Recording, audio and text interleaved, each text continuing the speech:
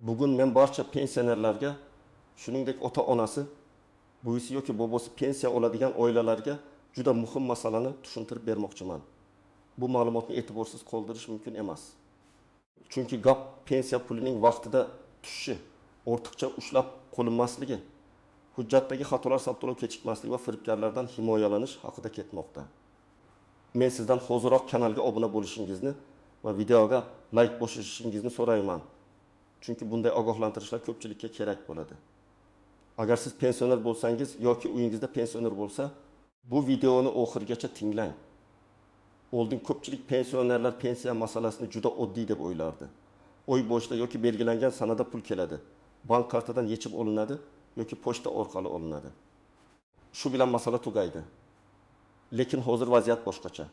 Pensiya tizimida ma'lumotlar elektron bazalar orqali tekshiriladi. Bank kartalari, shaxsiy ma'lumotlar, yashash manzili, ish staji, nogironlik guruhi, boquvchisini yo'qotganlik holati, ishlayotgan yoki ishlamayotganlik ma'lumotlari bir-biri bilan solishtiriladi. Bir joyda kichik xato bo'lsa ham pensioner pulni kech olishi, kam olishi yoki qo'shimcha tekshiruvga tushib qolishi mumkin. Men tajribamda shuni ko'p ko'rganman. Odam pensiyasini vaqtida ola olmaydi. Keyin bankka boradi. Bank pensiya jamg'armasiga yuboradi. Pensiya jamg'armasi esa hujjatda yoki bazada nomuvofiqlik borligini aytadi. Masalan, pasport almashtirilgan, lekin yangi ma'lumotlar bankda yangilanmagan, yoki karta muddati tugagan, pensioner esa buni bilmagan. Yoki yashash manzili o'zgargan, lekin rasmiy bazada eski manzil qolgan. Natijada odam o'z pulini olish uchun bir necha kun, ba'zan bir necha hafta yugurishga majbur bo'ladi. Avvalgi yillarda ko'p ishlar qog'oz hujjat bilan hal qilinardi. Pensiyon ariza yozardi, nusxa topshirardi, xodim qo'lda tekshirardi. Hozir esa elektron tizimlar kuchaygani yaxshi, albatta, chunki ortiqcha navbatlar kamayadi. Inson omili qisqaradi. Lekin elektron tizimning o'z talabi bor. Ma'lumotlar aniq, bir xil va yangilangan bo'lishi kerak.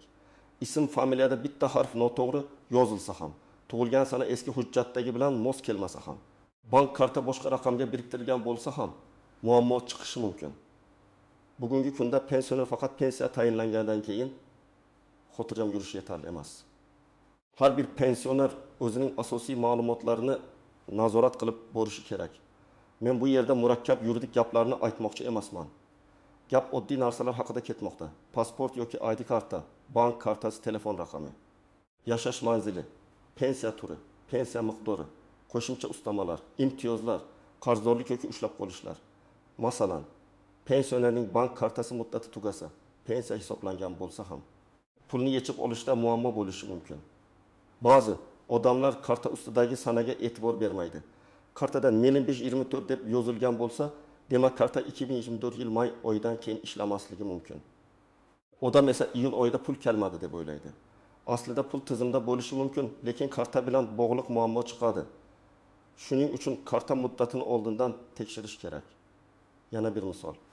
Pensioner telefon raqamini almashtiradi. Oldingi raqam bank ilovasiga, SMS xabarnomaga yoki pensiya ma'lumotiga ulangan bo'ladi. Yangi raqam rasmiylashtirilmaydi. Keyin bankdan xabar kelmaydi. Kimdir kartadan pul yetsa ham pensioner bilmay qoladi. Ayrim firibgarlar aynan shunday vaziyatdan foydalanadi. Ular sizga pensiyaga qo'shimcha pul tushadi. Kartangizni tasdiqlash kerak. Kompensatsiya beriladi deb qo'ng'iroq qiladi va karta raqami, SMS kodi, PIN kodni so'raydi. Men qat'iy aytaman, hech kimga SMS kodni, PIN kodni, karta orqasidagi raqamlarni aytmang. Haqiqiy davlat idorasi yoki bank xodimi bunday maxfiy kodlarni so'ramaydi. Birinchi navbatda yaqinda pasportini yoki ID kartasini almashtirgan pensionerlar e'tiborli bo'lishi kerak. Hujjat almashtirilganda ma'lumotlar hamma joyda avtomatik yangilanadi deb o'ylamang. Ko'p holatda tizimlar ulanadi, lekin amaliyotda baribir bankdagi, pensiya bo'limidagi yoki boshqa idoradagi ma'lumotni tekshirib qo'yish foydali. Agar pasport seriyasi, raqami yoki familiya o'zgargan bo'lsa, albatta tekshiring. Ikkinchi navbatda bank kartasi muddati tugayotgan yoki yaqinda tugagan pensionerlar. Men maslahat beraman. Kartangiz muddatini har oy tekshirib yurmaysiz, lekin kamida yiliga 1-2 marta qarab qo'ying. Agar muddat tugashiga 1 oy qolgan bo'lsa, bankka borib yangi karta chiqarish tartibini so'rang. Ba'zi banklarda bu tez hal bo'ladi, ba'zilarida bir necha kun vaqt ketadi. pensiya kuni yaqinlashganda yugurib qolmaslik uchun oldindan harakat qilish kerak. 3-guruh ishlayotgan pensionerlar. Ba'zi pensionerlar pensiya olib qo'shimcha daromad uchun ishlaydi. Bu qonuniy holat bo'lishi mumkin, lekin ishlayotganlik ma'lumoti soliq ish beruvchi tomonidan kiritilgan ma'lumotlar pensiya hisob kitobiga ta'sir qiladigan holatlar bo'lishi mumkin. Har bir holat alohida tekshiriladi. Shu sababli men ishlayotgan pensionerlarga pensiyasi miqdorini va ushlab qolishlar bor yo'qligini muntazam tekshirib borishni maslahat beraman. Agar bir oyda pensiya odatdagidan kam tushsa, darhol sababini aniqlang. 4-guruh nogironlik pensiyasi yoki nafaqasi oluvchilar. Bu yerda tibbiy ma'lumotnoma, guruh muddati, qayta ko'rik sanasi kabi masalalar juda muhim. Agar nogironlik guruhi muddatli bo'lsa va qayta ko'rikdan o'tish vaqti kelgan bo'lsa, kechikish to'lovga ta'sir qilishi mumkin. Men ko'p hollarda odamlar hali vaqt bor deb yurib, keyin hujjat tayyorlashga ulgurmay qolganini ko'rganman. Shuning uchun tibbiy ko'rik sanalarini yozib qo'ying. Oila a'zolari ham buni nazorat qilsin. 5-guruh boquvchisini yo'qotganlik bo'yicha to'lov oladiganlar. Yolg'iz keksalar, parvarishga muhtoj pensionerlar. Bu toifadagi odamlar ko'pincha o'zlari idora yurishga qiynaladi. Shuning uchun farzandlar, qarindoshlar, mahalla faollari yordam berishi kerak. Lekin yordam beraman degan odamga ham karta va maxfiy kodlarni berib qo'yish to'g'ri emas. Ishonchli yaqin kishi bilan birga bankka yoki pensiya bo'limiga borish eng to'g'ri yo'l. Agar sizning pasportingiz yangilangan, bank kartangiz muddat o'tmagan, pensiya har oy odatdagidek tushayotgan, telefon raqamingiz o'zgarmagan va hech qanday qo'shimcha hujjat talab qilinmagan bo'lsa, vahimaga tushish shart emas. Lekin xotirjamlik e'tiborsizlik degani emas. Men har bir pensionerga hech bo'lmasa oyiga bir marta pensiya tushgan summani, bank SMS'larini, karta balansini va ushlab qolishlar bor yo'qligini tekshirishni tavsiya qilaman. Masalan, siz har oy 1.200.000 so'm pensiya olasiz. Bir kuni 1.200.000 so'm tushdi. Mayli keyingi oy to'g'rilanar deb yurmaslik kerak. 1.200.000 so'm farq nimadan paydo bo'lganini aniqlang. Bu kredit to'lov bo'lishi mumkin. Aliment yoki sud qarori bo'yicha ushlab qolish bo'lishi mumkin. Bank xizmati bilan bog'liq komissiya bo'lishi mumkin yoki texnik xato bo'lishi mumkin. Sababini bilmasdan kutish keyingi oyda muammoni kattalashtiradi. Birinchi misol, Toshkent viloyatida yashaydigan 68 yoshli pensiona ayol har oy pensiyasini bank kartasiga oladi. U ID kartasini almashtirgan, lekin bankka bormagan. Keyingi oy pensiya tushgan, ammo bank ilovasiga kirishda muammo bo'lgan. Karta bilan ayrim amallar cheklangan. Ayol avval pensiya jamg'armasiga borgan, u yerdan bankka yuborishgan. Bankda esa yangi hujjat ma'lumotlarini yangilash kerakligi aytilgan. Agar u hujjat almashtirgandan keyin darhol bankka borib ma'lumotni yangilaganda 2 kun ovora bo'lmasdi. Ikkinchi misol, atigi 2 yoshli pensioner erkakning kartasi muddati tugagan. U buni bilmagan, chunki karta ustidagi sanani hech qachon ko'rmagan. Pensiya kuni kelganda bankomat kartani qabul qilmagan. U pensiyam to'xtab qoldi deb xavotirga tushgan. Aslida pensiya to'xtamagan. Faqat karta yangilanishi kerak bo'lgan. Lekin yangi karta chiqarish uchun bankka borish, ariza to'ldirish, navbat kutish kerak bo'lgan. Bu muammo oldindan tekshirilganda juda oson hal bo'lardi. 3-misol. Bir pensionerga notanish raqamdan qo'ng'iroq qilishgan. Sizga pensionerlar uchun qo'shimcha yordam puli ajratildi. Kartangizga tushirish uchun SMS kodni ayting deyishgan. U kishi ishonib kodni aytgan va kartasidan pul yechib olingan. Bu juda achinarli holat, lekin afsuski bunday voqealar ko'p uchraydi. Men yana takrorlayman, SMS kod bu sizning elektron imzoingizga o'xshaydi. Uni aytsangiz, pulingizga ruxsat bergandek bo'lasiz. 4-misol. Ishlayotgan pensioner o'z pensiyasi kamayganini sezgan. U avval bunga e'tibor bermagan. 3 oy o'tgach umumiy farq ancha kattalashgan. Keyin tekshirganda ish beruvchi tomonidan kiritilgan ma'lumotlar va pensiya hisob kitobida aniqlashtirish kerak bo'lgan holat chiqqan. Agar u birinchi oydayoq murojaat qilganda masala tezroq hal bo'lardi. Eng muhim nozik joy shuki, hamma pensionerning vaziyati bir xil emas. Yoshga doir pensiya oluvchi, nogironlik bo'yicha pensiya oluvchi, boquvchisini yo'qotganlik bo'yicha to'lov oluvchi, ishlayotgan pensioner, chet elga vaqtincha ketgan pensioner, yashash manzilini o'zgartirgan pensioner, bank orqali oluvchi va pochta orqali oluvchi shaxslarning tartibi farq qilishi mumkin. Shu sababli qo'shnining gapiga qarab xulosa qilmang. Qo'shningizda muammo bo'lmagan bo'lsa, sizda ham bo'lmaydi degani emas. Yoki aksincha, kimdadir pensiya kechikkan bo'lsa, hammaniki kechikadi degani emas. Yana bir nozik masala. Vakolatnoma. Ba'zan pensioner o'zi borolmagani uchun farzandiga yoki qarindoshiga vakolatnoma beradi. Vakolatnoma qonuniy rasmiylashtirilgan bo'lishi kerak. Oddiy o'g'lim olib kelsin degan og'zaki gap ko'p joyda yetarli bo'lmaydi. Ayniqsa bank amaliyotlarida shaxsni tasdiqlash, vakolatni tekshirish talab qilinadi. Bu pensionerni himoya qilish uchun ham kerak. Chunki kimdir keksaning nomidan pulni olib o'zlashtirib yuborishi ham mumkin. Yashash manzili ham muhim. Agar pensioner bir tumandan boshqa tumanga ko'chsa, eski manzil bo'yicha ma'lumotlar qolib ketmasligi kerak. Ko'chish doim ham pensiyani to'xtatadi degani emas. Lekin rasmiy ma'lumotlar yangilanmasa, xabarnomalar eski joyga ketishi, mahalla yoki tegishli idora ma'lumotni noto'g'ri ko'rishi mumkin. Ayniqsa pochta orqali pensiya oladiganlar manzil masalasini juda jiddiy nazorat qilish kerak. Pochta orqali pensiya oluvchilar uchun ham alohida e'tibor kerak. Uyga pul olib kelinadigan holatda pensionerning uyda bo'lishi, shaxsni tasdiqlovchi hujjati tayyor turishi, pulni sanab olishi muhim. Pulni olgach imzo qo'yishdan oldin summa to'g'riligini tekshiring. Agar summa kam bo'lsa sababini so'rang. Keyin aytishadi deb indamay imzo qo'ymang. Imzo qo'yilgandan keyin nizo qilish qiyinroq bo'lishi mumkin. Bank orqali oluvchilar uchun yana bir xavf karta qarzlari va avtomatik yechimlar. Agar pensionerning kredit kartasi, mikroqarzi yoki boshqa qarzdorligi bo'lsa, ayrim holatlarda hisobdan pul yechilishi mumkin. Men bu yerda hammani qo'rqitmoqchi emasman. Lekin har bir yechimning sababini bilish kerak. Bankdan hisob ko'chirmasini so'rang. Qaysi kuni, qancha pul, nima uchun yechilganini yozma yoki elektron shaklda ko'rishga harakat qiling. Birinchi qadam, hujjatlaringizni tekshiring. Pasport yoki ID kartangiz amal qilayotganini, undagi ism, familiya, tug'ilgan sana, JSHSR raqami to'g'ri ekanini ko'ring. Agar yaqinda hujjat almashtirgan bo'lsangiz, bankka borib yangi hujjat ma'lumotlari yangilanganini so'rang. Pensiya bo'limida ham ma'lumotlar to'g'ri aks etganini aniqlashtirish foydali. Ikkinchi qadam, bank kartangizni tekshiring. Karta ustidagi amal qilish muddatiga qarang. Agar muddat tugagan bo'lsa yoki tugashiga yaqin bo'lsa, bank filialiga boring. O'zingiz bilan pasport yoki ID karta, eski karta va telefoningizni olib boring.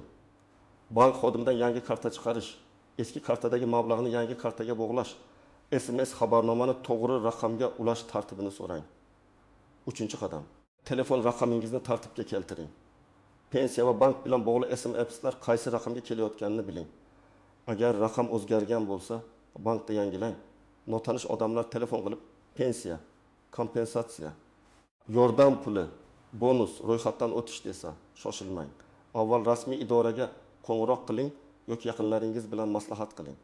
To'rtinchi qadam, pensiya miqdorini yozib boring. Oddiy daftar tuting. Har oy qaysi sana pensiya tushdi, qancha yechildi, qo'lda qancha qoldi, yozib boring. Bu juda sodda usul, lekin nizoli vaziyatda katta yordam beradi. Masalan, siz yanvarda 1 million 300 ming, fevralda 1 million 300 ming, martda 1 million ming taqdim olgan bo'lsangiz, farqni darhol ko'rasiz va sababini so'raysiz. 5-qadam, agar pensiya kechiksa, tartib bilan harakat qiling. Avval bank balansini tekshiring. Keyin bankdan pensiya kelib tushmaganini so'rang. Agar bankda tushum ko'rinmasa, pensiya jamg'armasining hududiy bo'limiga murojaat qiling. O'zingiz bilan pasport yoki bankda ma'lumotlari, oldingi oy tushumlari haqida ma'lumot, agar bo'lsa SMS xabarlari yoki hisob ko'chirmasini oling. Muammo haqida og'zaki aytish bilan cheklanmang. Kerak bo'lsa yozma ariza qoldiring. 6-qadam, arizada aniq yozing. Pensiyam tutishmadi, yordam bering deb umumiy yozish o'rniga, men falonchi, JSHR raqami falon oy uchun pensiya to'lovim bank kartamga kelib tushmadi yoki odatdagidan kam miqdorda tushdi. Sababini yozma tartibda tushuntirib berishingizni va hisob kitobni tekshirishingizni so'rayman deb yozing. Ariza sanasini, telefon raqamingizni, manzilingizni kiriting. Ariza qabul qilinganini tasdiqlovchi belgi yoki raqamni saqlab qo'ying. 7-qadam, hujjat nusxalarini tartiblang. Pensionerning uyida alohida papka bo'lsin.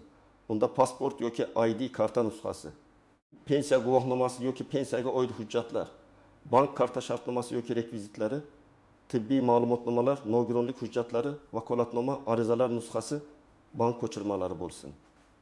Bu papkani hamma joyga olib yurish shart emas, lekin kerakli paytda qidirib qolmaysiz. 8-qadam farzandlar va yaqinlar mas'ul bo'lsin. Keksalar ko'pincha telefon firibgarligini, bank ilovalarini, SMS kodlarini yaxshi tushunmasligi mumkin. Shuning uchun oilada bitta ishonchli odam pensionerga yordam bersin. Lekin yordam berish degan pulni nazoratsiz boshqarish emas. Har bir yechimni pensionerning o'zi bilsin, imkon bo'lsa birga ko'rib chiqsin. Bu ham moliyaviy xavfsizlik, ham hurmat masalasidir. Agar masala bank kartasi, karta muddati, SMS xabarnoma, bankomat hisobdan pul yechilishi bilan bog'liq bo'lsa, birinchi navbatda bankingizga murojaat qiling. Bankdan hisob ko'chirmasini oling. Hisob ko'chirmasida pul qachon kelgani, qachon yechilgani, qaysi xizmat uchun ushlab qolingani ko'rinadi. Agar masala pensiya tayinlanishi, pensiya miqdori, ish staji, qayta hisoblash, hujjatdagi xato yoki to'lovning umuman kelmasligi bilan bog'liq bo'lsa, hududingizdagi pensiya jamg'armasi bo'limiga murojaat qiling. O'zingiz bilan shaxsni tasdiqlovchi hujjat, ariza, bank rekvizitlari va masalaga tegishli dalillarni olib boring. Agar masala tibbiy ko'rik, nogironlik guruhi, ma'lumotnoma muddati bilan bog'liq bo'lsa, tegishli tibbiy muassasa va belgilangan tartibdagi komissiya orqali aniqlashtiring. Bunday holatda muddatni o'tkazib yubormaslik juda muhim. Tibbiy hujjat kechiksa, to'lovda uzilish bo'lishi ehtimoli oshadi. Agar siz firibgarlikka uchragan bo'lsangiz, vaqtni boy bermang. Darhol bankka qo'ng'iroq qilib kartani blok qildiring. Keyin ichki ishlar organlariga murojaat qiling. SMSlar, qo'ng'iroq raqami, bankdan kelgan xabarlar. Pul yechilgan vaqt haqida ma'lumotlarni saqlang. Baribir qaytmaydi deb indamay qolish noto'g'ri.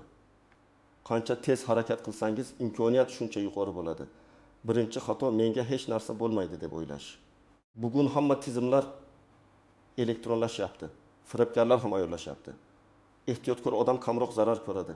Ikkinchi xato hujjatlarni oxirgi kunga qoldirish. Karta muddati tugashiga 1 kun qolganda bankka borilsa, navbat texnik muammo yoki dam olish kuni sabab pensiya kuni muammo chiqishi mumkin. Uchinchi xato maxfiy kodlarni aytish. Men buni yana bir marta aytaman. SMS kod, PIN kod, karta orqasidagi maxfiy raqam hech kimga aytilmaydi.